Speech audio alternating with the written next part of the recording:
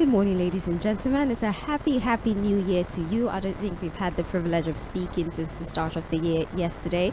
Well, my name is Sage Babalola, and you are listening to Mainland 98.3 FM, the sound of Lagos. Of course, we wish you a happy new year, a year of endless possibilities, a year where we can actually do things differently, a year that I believe would give us some sort of succor to all of the many challenges that we had to deal with in the year 2023. And so I implore us to start the year on a positive note, optimistic and hopeful for everything that the year 2024 has to bring. Like I said, you are listening to Mainland 98.3 FM, the sound of Lagos, your one-stop shop for everything information, for in-depth analysis, for health conversations, sport, amongst other things. But right now, it is the Morning Express, a segment that kicks off at 5 a.m. all the way to 11 a.m. where we have a combination and an array of shows, like I always say, that caters to every single listener that tunes into the radio station. Well, we've had conversations about sports, of course. You've listened to the Kiddies Bird teaser, and now it's time for us to look through the papers and have conversations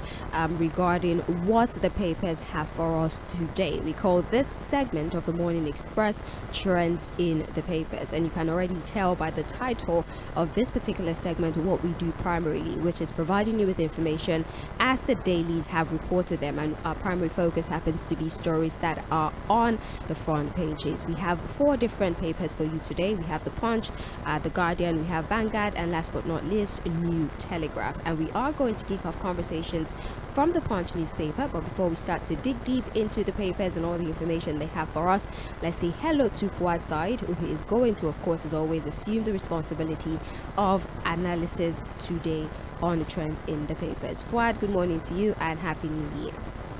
Yeah, good morning, Sage. How are you doing? I'm very well, thank you. Fᴜģᴜ, you not say Happy New Year to me back. Happy New Year. Okay, yeah, I saw you Happy New yesterday. Year. I saw you yesterday. I thought I didn't see you at all. I did. I saw you briefly yesterday. Yeah. Happy New How Year. you doing? I'm fine, thank you.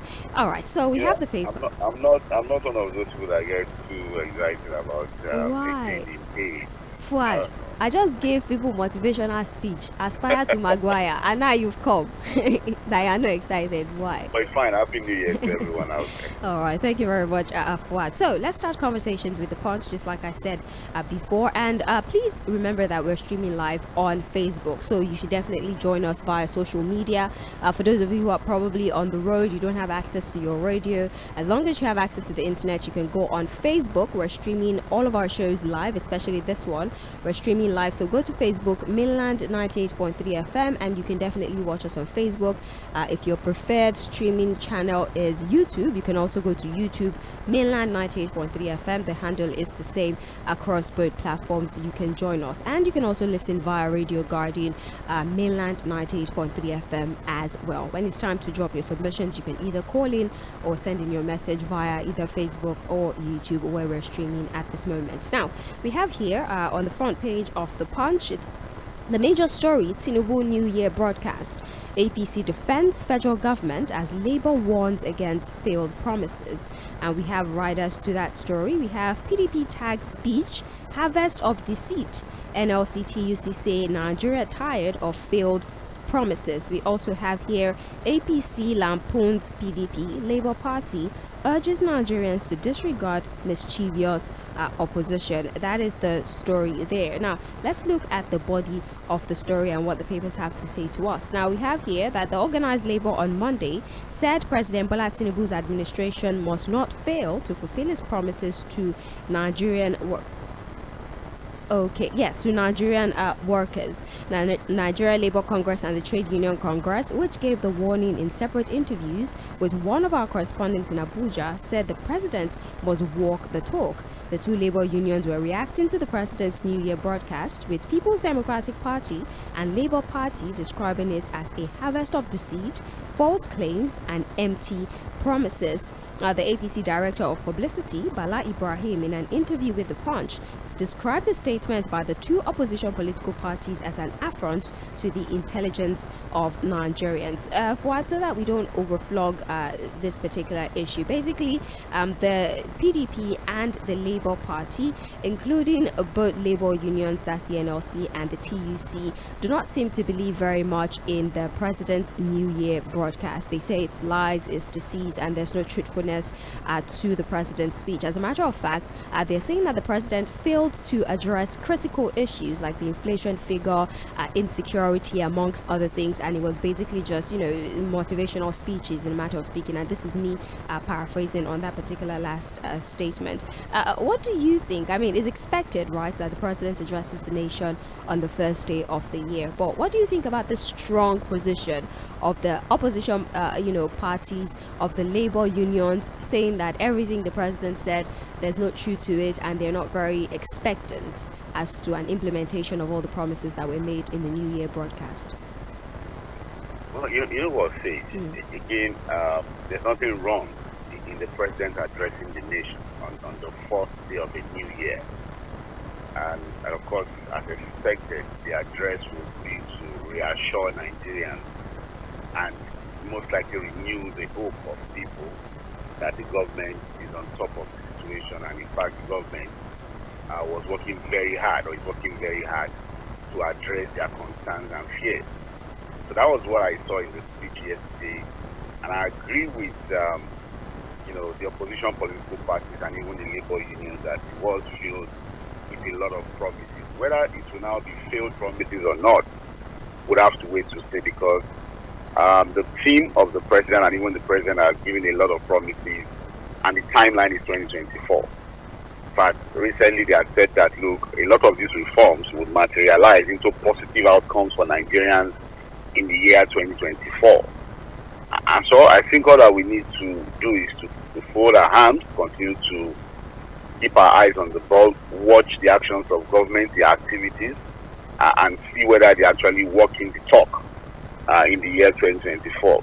Well, there are people who think, well, we can excuse this government. They came in May 29 on the backdrop of a lot of failed promises and lack of good governance, So one may say, okay, it's been a bit bumpy. It's been a very bumpy ride and all of that. But I actually want to,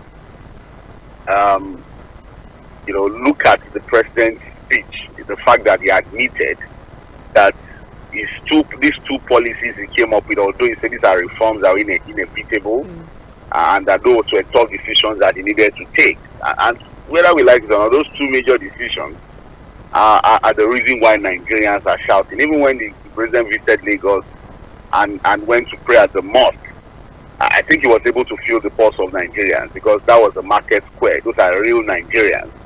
Those are not people in the corridors of power who may not tell him the truth. So you had market women, ordinary Nigerians, telling him that in power, we are hungry. That's a departure from the kind of reception that the President is used to here in Lagos, if you understand what I'm saying. Yes. Normal reception in Lagos would always be, Jagaban, Tajuaju, all the hails, jeers, and cheers. But yeah, it was more of, look, we are hungry. And the people had also criticized the convoy, the number of vehicles in that convoy. Again, another display of wealth and wastefulness. But the President has said that, look, he understands the first sufferings of Nigerians at this time. He acknowledged the fact that, look, these reforms have brought untold hardship for Nigerians, and that, look, they are working very, very hard, to ensure that normalcy returns to the life of Nigerians. But if you look at what Jᴏɪᴜ is saying, and I want us to pay attention to what the NLC President is saying about failed promises from the government. From May 29, when the President was sworn in, till now, I think he has addressed the nation like about 4 or 5 times. I remember a particular address in August, where the government, as a result of subsidy removal, had rolled out several plans, to alleviate the sufferings of Nigerians. Said as we speak, none of those plans have been fully implemented. None. In fact, Jᴏɪᴜ was able to highlight some of them. One of them is the 35,000 naira wage award. And the last time that he was only paid once, and they are not paid again. and that was paid in September. October, November, December has not been paid. That's 35,000 naira wage award that's supposed to go to workers. And Joe Ajero is saying that, look, these are some of the things that make it extremely difficult, for anybody to trust the government when they make promises. They also talked about the fact that, look, one of the agreements they reached with the government was that the Port Harcourt refinery was going to come on stream in December, and that does not happen. Forget all of the statements and all of the things from the government. The reality is that the Port Harcourt refinery is not working, and it was not delivered by government in December. Whether it is mechanical completion or not, the reality is that the countdown to when the government will be able to deliver Port Harcourt refinery is still ongoing. So that refinery was not delivered, and that was part of the agreement with the labor union. And then that they have also agreed that there's supposed to be a national minimum wage negotiation council. Yeah. And that until now, that council has not been inaugurated. Those are some of the things. But you remember that there was also money that was supposed to be given to small-scale industries. Yes. There were monies that were supposed to also go to manufacturers. They were supposed to, I think, have access to about $1 billion naira each, about maybe 70 companies. Manufacturers are supposed to get a loan of 1 billion naira each. So many promises that have just remained, promises. The process to activating them to becoming reality, we have not seen. So again, the president has addressed the nation. He has said so many things. He talked about agriculture. He talked about the power sector, a whole lot of things. But Sage, from 1999 till date, I see it's the better part of my adult year. I've listened to president after president assure and promise Nigerians that better days are ahead, but nothing has changed. It's always been failed promises after failed promises. So we can only hope that this time around we're going to see a change in that situation where, we hope that whatever the president has said, they will walk the talk, and we can begin to see that indeed they are working to alleviate the sufferings of Nigerians.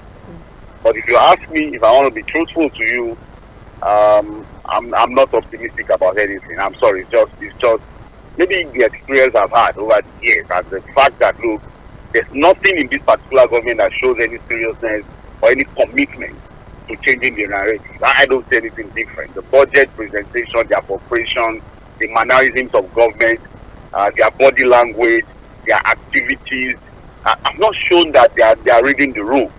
And neither has it shown that they are actually working hard and sacrificing enough to change the fortunes of Nigerians for better. I don't say it. All right. For more information, please check page 2 of the Punch newspaper. We're moving on to another story here.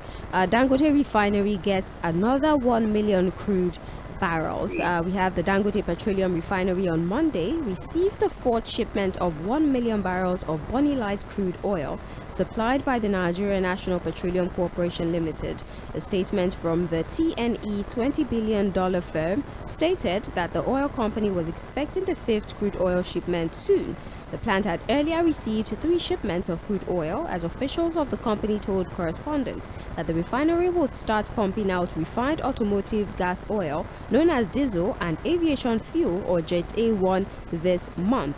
In a statement issued on Monday, the company said the fresh 1 million barrels of crude oil was the third consignment to be delivered to the Dangote facility out of the 6 million barrels of crude being expected by the world's largest single train refinery. So far, we have 1 more barrel of crude oil delivered to Dangote. 1 million, yeah, 1 million, because he has 4 million, and they expected to get 6 million, so that's 4 million. And they're saying the remaining 2 should be delivered in January this month, and also they should start giving out refined diesel and Jet A1 also in January. And they're actually saying that if Dangote Refinery starts to function at full capacity, they might be able to assist in meeting our domestic needs, and there'll definitely be enough for exportation owing to the fact that we also have a stake in this particular refinery. So Fuad, maybe as much as we don't like that the crude oil is coming in tranches, but do you think that it's the fact that they have 4 out of 6 million, they might truly be able to help us with our domestic needs in the country at the end of the day, say this January, which is it's just in 3 weeks? Again, when statements are made, I think we should as much as possible dig into those statements and bring out the most important one. The reality is that this refinery was commissioned in May this year, and this is January 2024. Almost how many months down the line, getting crude supply in tranches. It's not coming in one full sweep, because this is a reality state. The Dangote refinery is supposed to be 650,000 barrels per day.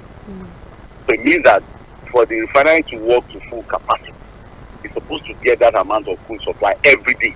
Yeah. So if they are struggling to get 6 million barrels, to kick off fully, the question is, can we guarantee that it will get the supply of 650,000 barrels per day? Because again, if you do a very simple calculation, say, if you do 650,000, you do 6 million divided by 650,000 per day, so it means that if you get the 6 million, that would last for maybe like around maybe 10, 12, 15 days. If the refinery is going to be refining to capacity of 250,000 barrels per day. So we are bringing it in tranches, okay, maybe before the end of January, the entire 6 million barrels, to allow it to start operations in full. Yeah. You understand what I'm saying? Yeah. But after the 6 million, what happens? So, because again, we've been seeing this 1 million coming like in a week's time. Maybe 1 or 2 weeks, another one comes and all of that. Is that the model going forward? So with that in itself, allow the refinery to run to full capacity if we're only going to be bringing 1 million barrels maybe in 1 or 2 weeks. Whereas it's supposed to get like 250,000 barrels every day. I don't know whether you understand what I'm saying. So that's one question that, the owners of the refinery have not answered, neither has the NNPC answer, because this idea of now bringing it in tranches, 1 million today, another 2 weeks, another 1 million. Now, in almost a month, they succeeded in giving 4 million barrels to the refinery. And in January now, we're hoping to get the additional 2 million. Then it starts refining, starting with diesel jet A1, then LPG, and then hopefully we'll now start to get PMS from it. Another problem we have again, because like I said, can we sustain local supply of crude oil to that refinery? Understanding that, number one, we have some obligations when it comes to some monies we've already borrowed or some monies we've secured. We have, of course, the agreement was to use crude to repay. So that we must pay. The other one is also the issue of debt, crude oil theft. Whether we like it or not, we are still battling with that problem. And that in itself is affecting our output, crude supply output. We also have a problem with the OPEC quota. As we speak, we have still not been able to meet up our quota.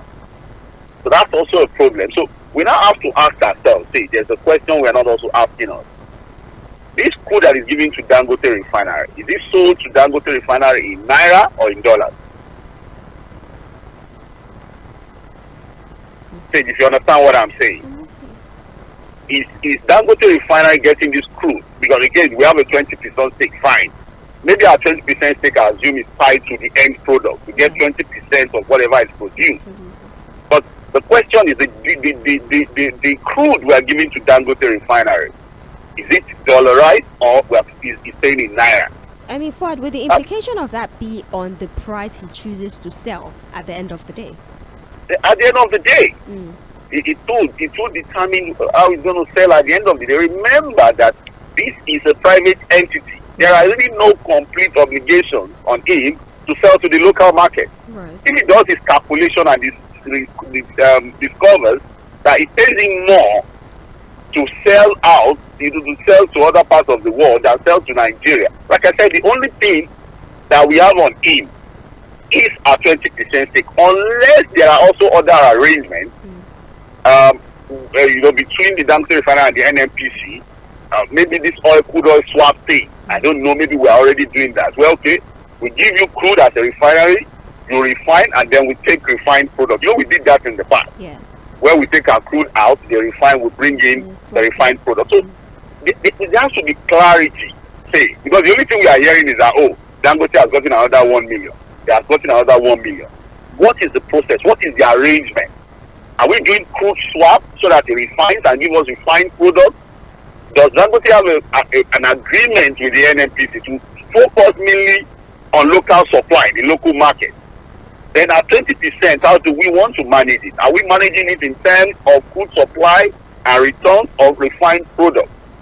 And then are we sure that we can guarantee a continuous supply of crude to that refinery? That's a refinery, there's the largest single train refinery in the world with a 650,000 barrels per day. Can we guarantee that amount of supply every day to that refinery? Also putting into consideration the fact that the government has also promised to work on our 4 other refineries. And they have promised that in 2024, all of those refineries will also start operations, even though experts have said that, look, that may not come to pass. But if the 4 refineries also come, online, become operational. If they become operational, the entire 4 has a capacity of 455,000 barrels per day.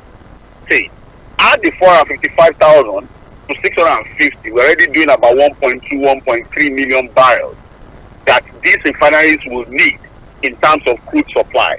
As we speak, Goa is also building a refinery. A number of modular refinery owners are also working that. I think Edo State is working on one. So don't be surprised that, look, all of this is supposed to be good news if we can activate and ensure that all of these refineries become operational. But the bigger problem will now be, how do we ensure crude supply to these refineries? Understanding again that is also a mainstay when it comes to forex earning for the government. We also have our OPEC quota to deal with. We have a lot of debt obligations to also deal with, and crude is what we are looking at. A lot of the budgetary provisions to the 2024 budget provisions are supposed to come from earnings from crude oil sales. So there are too many things tied to crude production in Nigeria, and I'm afraid that, look, the Dangote refinery, the way it's being presented, may not solve our problems really when it comes to local production of PMS and all of that, because there are so many other problems that we are not really addressing. But again, it is what it is. We continue to follow the story, but we are far from El Dorado. Page 13 of the Punch newspaper, you find details of that particular story. You're still listening to Trends in the Papers on Mainland 98.3 FM, the sound of Lagos. My name is Sage Babalola. I'm still having conversations with Fouad, who has been giving analysis to the headlines that are being reeled out from the front page of the Punch newspaper. We're streaming live on Facebook and also on YouTube. We're streaming live, so please go on our social media platforms or our streaming platforms. Mainland 98.3 FM. Just go to Facebook and search Mainland 98.3 FM, and you'd immediately be connected to our streaming line. All right, when it's time to take contributions, you can by all means drop your submissions using the chat option as provided on both streaming platforms, that is Facebook and also YouTube, Mainland 98.3 FM, and be sure to listen to us via Radio Garden, Mainland 98.3 FM. Now back to the papers. We have here Christmas Eve massacre, not farmer header conflict, governor insists. Now we're going back to Plateau State, Fouad. The report is telling us here that Plateau State Governor Caleb Mutfwang has described the Christmas Eve attacks on communities in the 3 local government areas of the state as a genocide. Mutfwang, in his New Year broadcast to the people of the state, said the attacks that led to the killing of more than 160 persons were not caused by farmer-heather clashes. The governor stated this as community leaders in the state on Monday appealed to the federal government to deploy more troops and military hardware to enhance security in the 3 troubled local government areas of the state. Fouad, Caleb Mutfwang of Plateau State is substantiating the claims of many people who seem to think that, as opposed to the belief that farmer headers clash is responsible for this senseless killing, it might actually be a genocide of some type, or cleansing, as some of our callers would call it. And in fact, the Secretary General of the Plateau Initiative for Development and Advancement, Nanle Jugo, says that the military troops, the security hardware that are being sent to the state might not be enough to abate the security challenges, because the strength of these attacks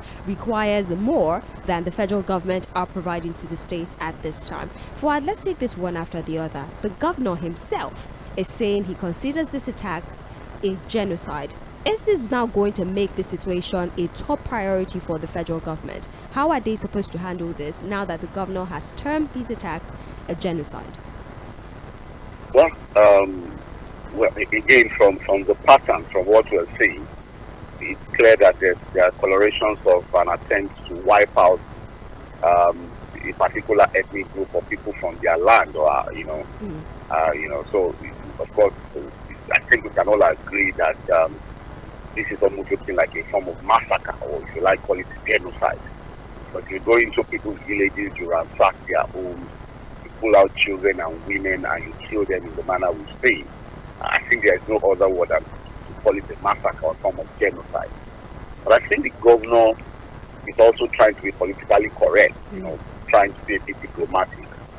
Because yes, we agree that this is not necessarily a clash. Because you say it's a clash, those are two people fighting. The farmers are fighting, but this is a clear attack. You go into villages, ransack villages, burn down their homes, and then kill people in their numbers. So we can't call that a clash. A clash is two people are fighting, and then something happens, and then you have casualties. But this is an attempt, at complete massacre of a group of people. But the issue again is saying, the governor keeps saying that, look, we know these attackers. We know where they are staying. We know their identity. Can he be more open about that? Yeah, people will say, okay, well, maybe I shared that information with the intelligence community, blah, blah, blah, and all of that. But if he knows the identity of these attackers, it would be nice for Nigerians to know. And these are the guys that are attacking us. This is where they are coming from. If you understand what I'm saying. Because, look, when you keep saying we know our attackers, we know where they are, they stay in our community. In one of his statements, he said that, look, they are even occupying schools. So you ask yourself, who are these guys? Are they ghosts and spirits? Are they the untouchables in Nigeria? Because if you know your attackers, why are you not naming them? Because I must say that, look, for people who have the capacity to commit these kinds of crimes, they don't need any shielding or any, you don't understand, there's no respect, there's no diplomacy to this thing. You go out straight and name them so that we know the enemies of the country. But you keep saying we know them, we are hoping that, you know them, and look, this is always the same narrative, the same narrative that comes when attacks like this happen. We keep saying this is not the first one. And unfortunately, if we are not careful the way we are still handling this particular one, it may not be the last, unfortunately. Because it has always happened. From Benue, I remember autumn, even though as a governor that was also, he also has questions with capacity to govern Benue State. But it kept happening in Benue State. Plateau State is also new to this kind of attack. Niger State, Taraba State, even Nasarawa State, you have this attack, this continuous attack. And the only thing you have is the governors come out, they issue this statement, they make an appeal to the federal government to go after the attackers and ensure that justice is served, and nothing happens. And then before you know, the dust settles, we move on with our normal life, then another one happens. Then we go back to factory setting again. Governors issue statements, maybe the president goes there or the vice president goes there, they commiserate with the families of the deceased, they promise to go after the attackers and ensure justice is served. The dust settles again, we go back to factory setting, another one happens. Is that how we are going to continue to do it?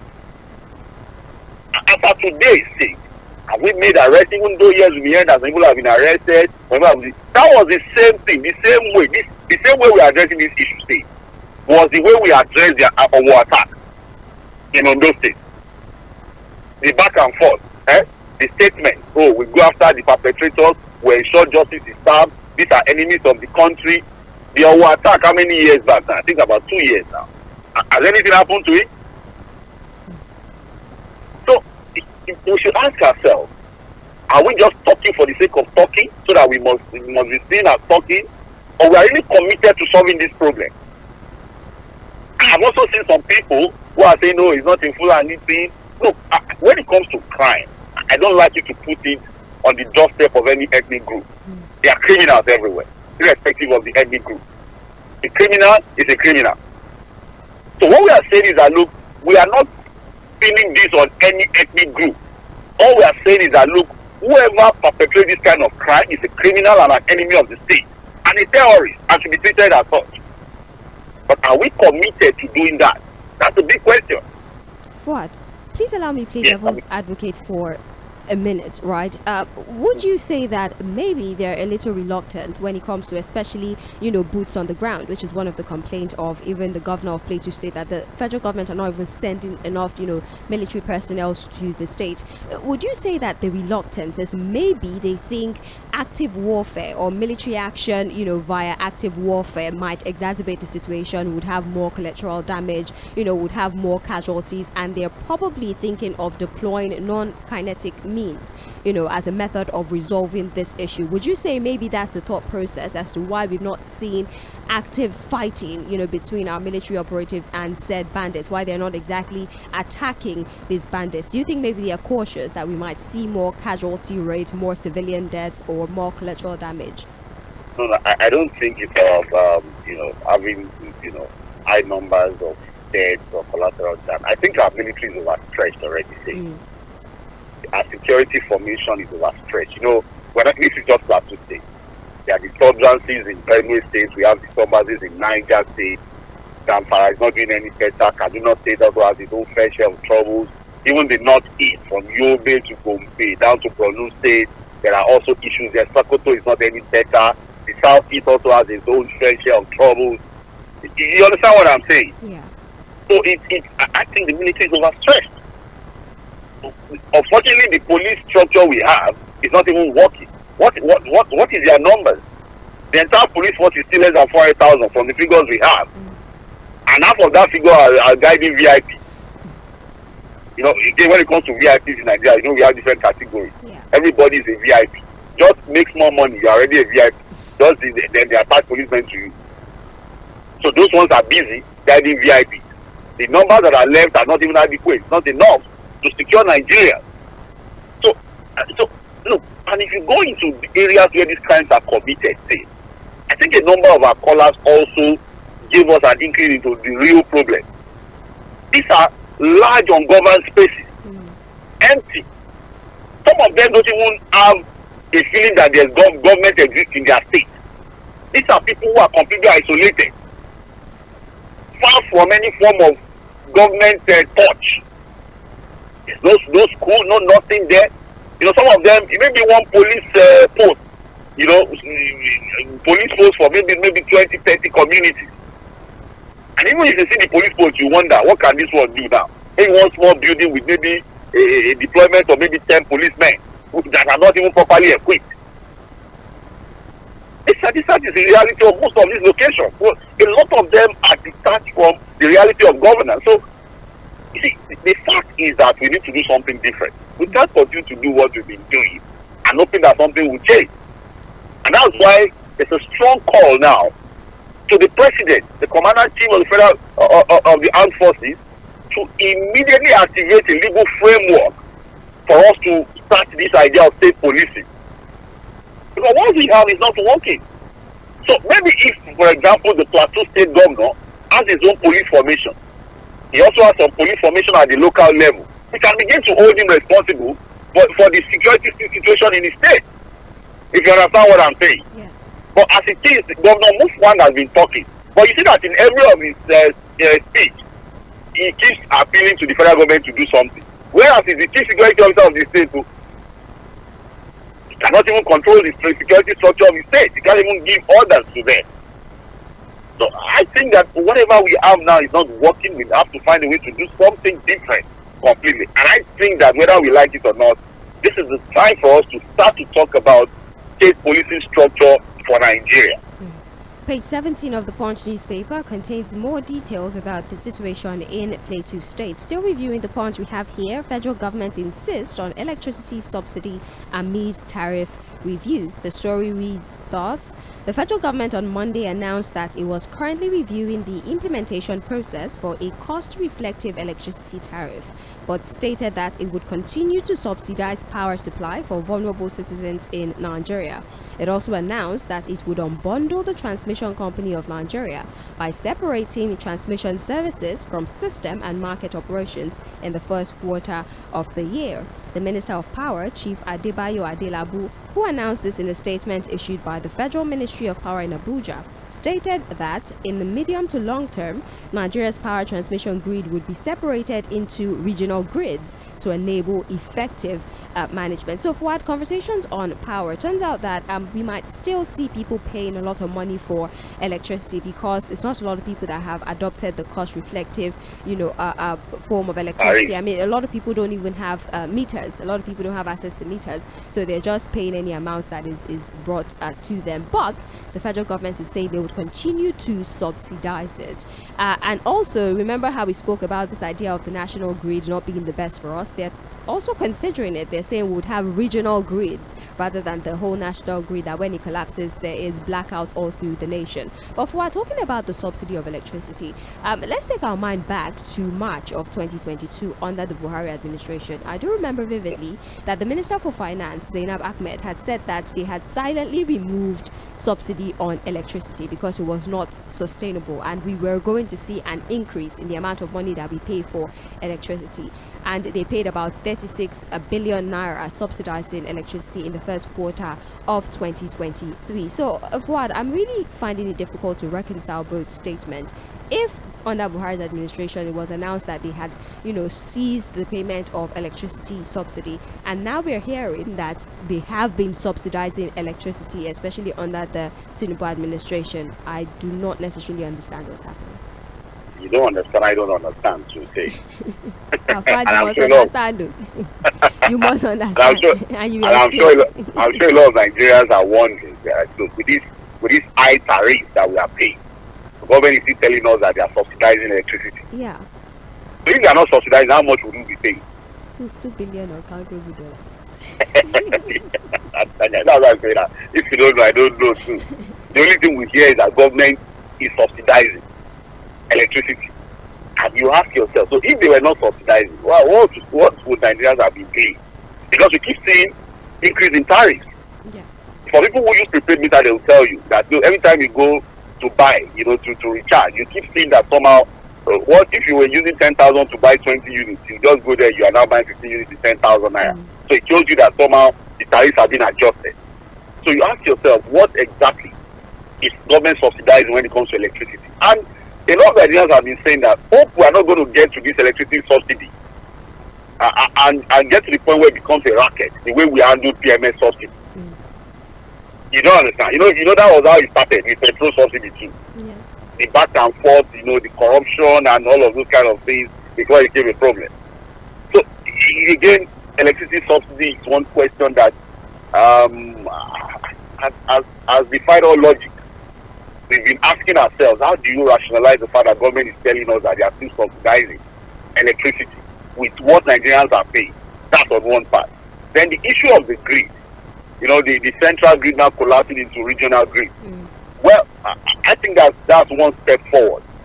We're already making progress because we said this idea of lumping everything together in the name of a national grid does not even make any sense. It's the reason why when the grid collapses, there's blackout everywhere. And it's too cumbersome, this idea of lumping everything together. So I like the idea of breaking it down into smaller units, call it regional. But I also think that, look, we should have it broken down into smaller units. I think that, look, we cannot, you see, the problem of this grid thing is that, look, everything goes to a particular point and is now shared. I think that, look, we should have a situation where, say there's no reason why Lagos, for example, cannot generate, transmit and distribute on its own as a state using different means of the power generation. There's no reason why Ogun State and Oyo State cannot work together as two states to look at the best way to generate power, transmit and distribute. This idea of government still wanting to hold on to this grid, this transmission end of the power chain is the problem. Because now if you generate, you have to hand it over to the transmission company for distribution. I think that, yes, I like the idea that is the fact that we're already thinking towards a regional arrangement for the grid. But I actually think that, look, we should break it down more so that there's a level of independence for people who generate, who can on their own also create a transmission system, to eventually also look at distribution. This idea of lumping things together, whether regional or central, for me may not work at the end of the day. But the idea of a national grid has to end. I think that one, we have all agreed on that.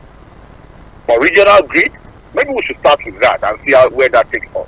Gradual process. All right, page 20 of the Punch newspaper, you find more information. And lastly, JAPA UK stops Nigerian students, others from bringing dependents. What like, the we UK like to overdo has now. implemented. They finally implemented. You know, it was still being debated, right? But they finally implemented it. So although there are some exceptions, if you're on a government scholarship, for example, or you're running a postgraduate program, it doesn't affect you per se. You can still bring your dependent, but if you're just running a regular education scheme, or how do I describe that, you're not allowed to bring your program. Yes, you're not allowed to bring in your family, and it's part of their efforts to controlling the whole migration crisis going on in the United Kingdom at this time. Should we just stay in our house for it? Let us just stay in our house. Apart from that, I think Nigerians, we have a tendency to overdo everything. Yes. When it comes to migration, we've been told that we don't even migrate as much as Indians do. Yeah. They have the numbers. That's a country of over 1 billion people. So they migrate even more than us. The same thing with Chinese guys, they are moving, Pakistanis. But the problem is that we are very loud. I'm sorry. Maybe just YouTube videos and stuff like that. It was a problem. Somebody that, maybe, recently there was a guy that was trending on Twitter. Yes. They said he was even a dependent. So he got to the UK on the legal. And suddenly he had a YouTube video. He's now an expert on how to migrate from Nigeria to the UK. Yeah. And they over give out information. These are guys who trust the process. They think that, we give rules, people are going to abide by the rules. Of course, we have a way of taking advantage of those things. And then we don't just take advantage of those things. We also go there telling them what we are doing. We just spill the bean, just say the way it is. They are not coming to the UK for education. No, they are only and it has become a big crisis. Have people, somebody will go, just one person, going there with student visa. You now bring maybe 6, 7 dependents. Yeah, even do. Even do. It's not for you. So it's not right. Even do, leave it. So you don't have too many people following the person, and then you now see people sleeping in libraries, garages, car parks. And those are structured society. It's not easy to function in those societies if you are not well organized, if you don't have your ideas clear in your head. So again, but they've been talking about stopping this dependent problem and all of that, and now it has happened. Maybe Nigerians will look at other countries, but I'm not sure those ones will open their borders the way the UK has done in the last 2 or 3 years. I doubt, because even Canada at this time, they've also started putting in place stringent measures, like I think proof of fund. They increased it tremendously. They've increased their proof of fund. So I think with the UK, basically, their rules are not as tough as that of the US or Canada. Yeah. I think the proof of funds is just maybe for just 1 month or so, and so Nigerians are able to find their way around all of that. But for other countries, I think the processes are more stringent and tougher than what we see. But I think ultimately the problem is the number of dependents that people are bringing when they come into the UK. I'm not saying students should not come, but don't bring bags and baggage. Yeah. Well, page 7 of the Punch newspaper, you get more information. Okay, I think there's here Lagos to begin the Lekki Airport 2024, says Commissioner. All right, that's a good one. Lagos to begin what? What of the Port Mainland Bridge? Lekki Airport, the airport. They can do everything simultaneously, can't they? Do what? Do everything? What? Can't they do everything simultaneously? I'm in a good mood. Is it don't fine? I know it's yeah. Don't tell me. Don't tell me. Leave it. But the blue rail. I was on the island over there. They're working on the red one, the red line. I think the blue rail is not complete. But that's what I'm saying. Can't they do all these projects simultaneously? The red rail is there. So the Port Mainland Bridge that was promised is still there. What? And then the airport too. They will do it. I believe them. Fuad is your state. I believe them. I don't believe them. Is it Fuad? You don't believe? I believe. They're going to see the Lekki Airport in 2024. I'm just asking questions. I believe them. Fuad, you are the analyst. It's me that should ask you questions. What they are doing. They said they will do it. So I guess it'll be nice. It'll be nice to see them start work on the Lekki Airport, because I think Lagos has gotten to the point where it's embarrassing to see Murtala Mohammed Airport as the only international airport in Lagos. Well, You know, they're we working need on some, that. and I hope that whatever they are doing on the Lekki International Airport will be to standards. Yeah. You know, standards. You know, airports. We've seen airports in the world. See, I think we should do something that makes us proud as Nigerians. You know, when people land in that airport, they should feel that yes, they are landing in a country where people are thinking. I think that's what they should do with the Lekki International. If they start it, to. They will start it. They're going to start in 2024 this year. 2024 has come with a lot of This promises. year. That's what they're going to do. The year of promise. Well, let's believe them. Let's give them the I benefit believe of now. the doubt that they will start. All right. All right. We're going to look through the Guardian newspaper very briefly, although the majority of the stories have been addressed, but still, let's look at it. And we have here deficit execution concerns over expanded 28.8 trillion budget. That's what the Guardian is reporting as the major story this morning. And here we have riders actually. Experts call for alignment of execution. Reality urge government to boost tax revenue, curb crude oil theft. Budget falls short of growth aspiration, says Utomi. Now, President Bola Tinubu yesterday signed the adjusted 28.78 trillion budget into law, an action that many have reset the budget cycle to January to December. The amount is about 32% higher than the original 2023 budget, which was 21.83 trillion, excluding the supplementary and subsequent adjustment. But in real terms, the budget is far lower than that of last year. So, Fuad, as many of us would like to think that because this year's budget is about 28 trillion and last year's budget was about 2023, I beg your pardon, was about 21.83 trillion. They are saying that last year's budget was still somewhat larger because if you consider the depreciation of the naira, 28 trillion naira in a way is not as much as the 21 trillion that we spent in 2023. If you put it in dollars, say last year's budget was about $49 billion. And if you look at this current, with the depreciation and the value of the naira against the dollar, it means that whatever we're doing is about $32 billion. Yeah. So in reality, last year's budget was still higher. If you're going to be looking at the issue of inflation and depreciation of the naira, so 2023 budget was still far higher than the 2024 budget. So that's what that is saying. Yes. But again, Sage, if you ask me about this budget, apart from some of the things we've pointed and highlighted, and to the reckless spending that we've also seen in that appropriation, all these things are for buying vehicles, renovating buildings, and all of those kinds of things.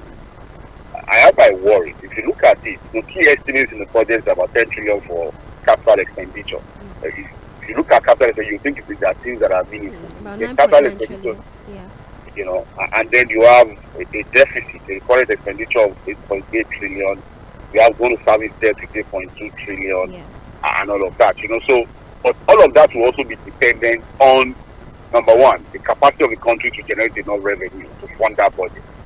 Because these are just anticipatory spendings and appropriations. We keep saying, I think the money is available somewhere. A lot of this funding we have to do by borrowing. Again, the government is going to go on aggressive revenue drive, a serious aggressive revenue drive. I'm sure the entire tax reforms idea is to go after making a lot of money.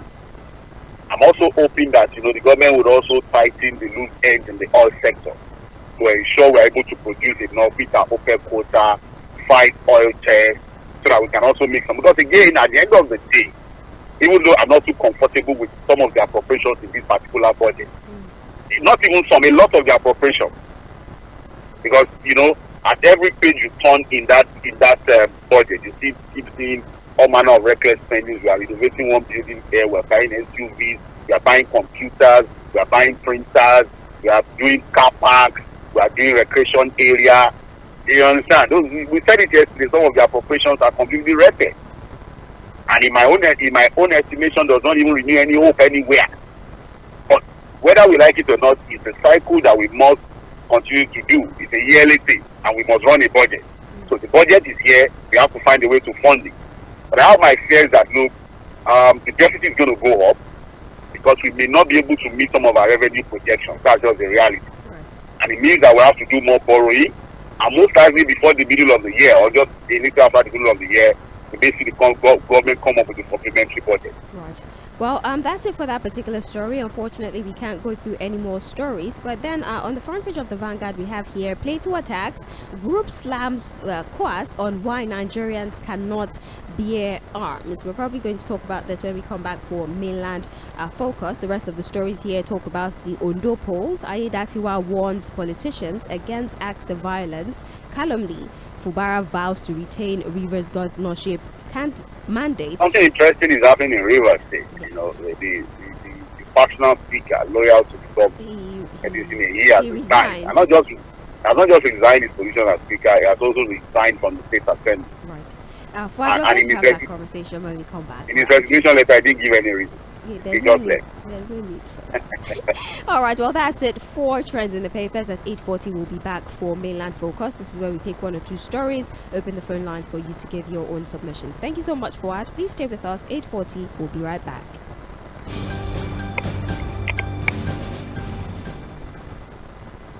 When your whole world comes crashing down. The Financial Services Regulation Coordinating Committee, FSRCC, in collaboration with the National Broadcasting Commission, NBC, wishes to draw the attention of the public to the worrisome increase in the activities of illegal financial operators, IFOs, which threaten public trust and the stability